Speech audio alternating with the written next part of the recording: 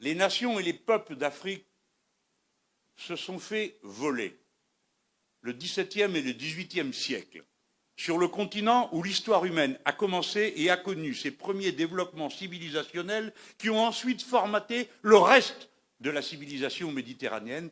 Je pense à l'Égypte antique.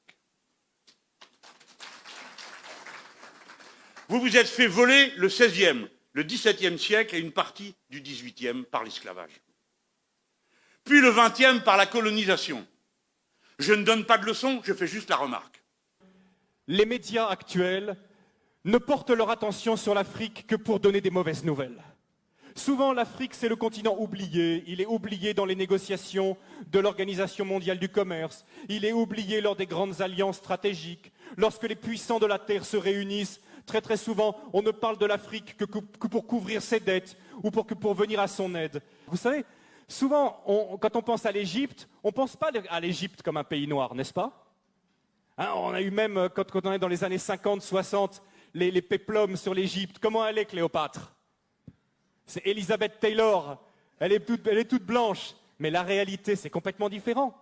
Toutes les recherches historiques ont montré qu'à l'époque de Moïse, ont montré qu'à l'époque biblique, l'Afrique était un pays noir. Et d'ailleurs, il suffit de regarder les hiéroglyphes aujourd'hui pour voir toutes ces femmes égyptiennes avec les cheveux tressés qui ressemblent à s'y méprendre aux Peuls du Sénégal. Des recherches ont montré que les Peuls du Sénégal, pour ceux qui les connaissent, sont parmi les descendants les plus directs des Égyptiens. Les travaux, entre autres, du professeur Cheranta Diop et d'autres ont montré que l'Égypte était un pays noir, que l'Éthiopie était un pays noir et que la Libye était un pays noir.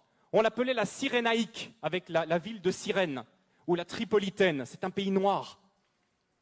Et j'aimerais bien, justement, aujourd'hui, quand on pense à l'Afrique, on pense à quoi? Honnêtement, quelles sont les images qui viennent à nous? Nous qui sommes ici, en Alsace. Je ne sais pas, vous qui regardez Internet, là.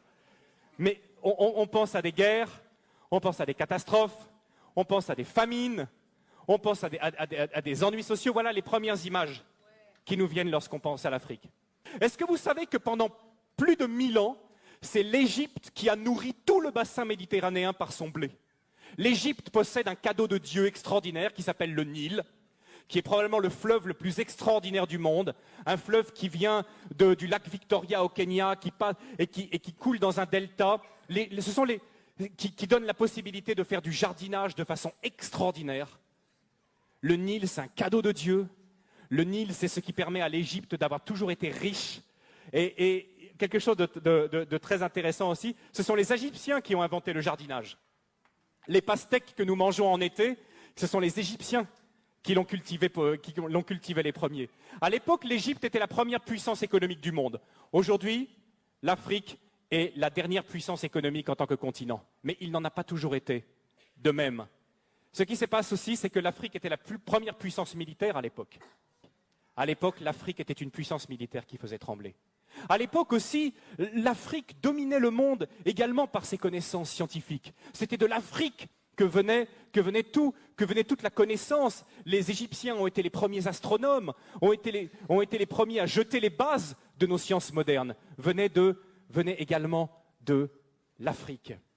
C'était aussi une époque où l'Afrique accueillait les réfugiés. Aujourd'hui, on pense que l'Afrique, c'est le pays qui envoie plutôt des réfugiés.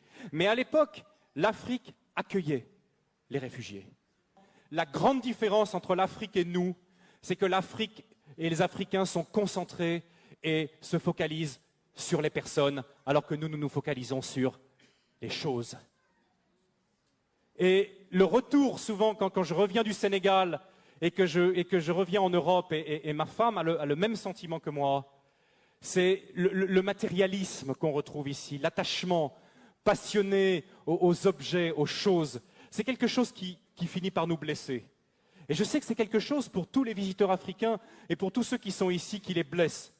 Parce qu'en Afrique, la première chose, la plus importante, c'est les personnes. Vous ne pouvez pas savoir à quel point je bénis Dieu que mes enfants soient élevés en Afrique.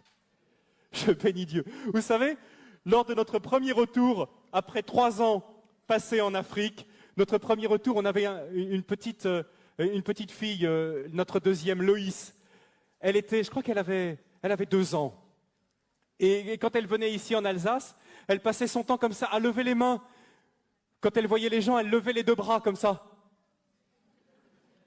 Parce qu'elle savait qu'en Afrique, elle avait expérimenté que quand un enfant tend ses bras, qu'est-ce qui se passe? N'importe qui soit de la famille ou pas, va prendre l'enfant dans les bras, dire une parole gentille, le consoler. Et elle était là en Europe, elle tendait ses bras comme ça, mais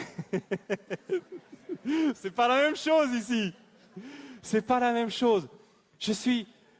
Grandir en Afrique, c'est grandir dans le continent le plus humain, le plus chaleureux et pour moi le plus merveilleux qui se puisse être. Je remercie. Encore une fois ce matin, je profite de ce passage, je dis merci à l'Afrique. L'Afrique est le continent le plus humain du monde. Alors bien sûr, chez nous, ça nous a apporté beaucoup. On a le développement, on a les machines, les voitures, on vit plus longtemps, on est en meilleure santé, on a de l'argent en banque. Est-on plus heureux? Est-on plus heureux? On nous dit toujours qu'on cherche le bonheur. Et je partage quelque chose aussi avec vous ce matin, c'est que je trouve en moyenne que les Africains que je connais sont beaucoup plus heureux, même s'ils ne sont pas chrétiens, sont en moyenne beaucoup plus heureux que même beaucoup de chrétiens que je connais en Europe. C'est triste à dire, n'est-ce pas? Mais nous sommes tellement soucieux. Et si nous regardons bien d'où viennent la plupart de nos soucis, ils viennent souvent de questions matérielles. Questions d'argent, des questions de travail qui nous minent.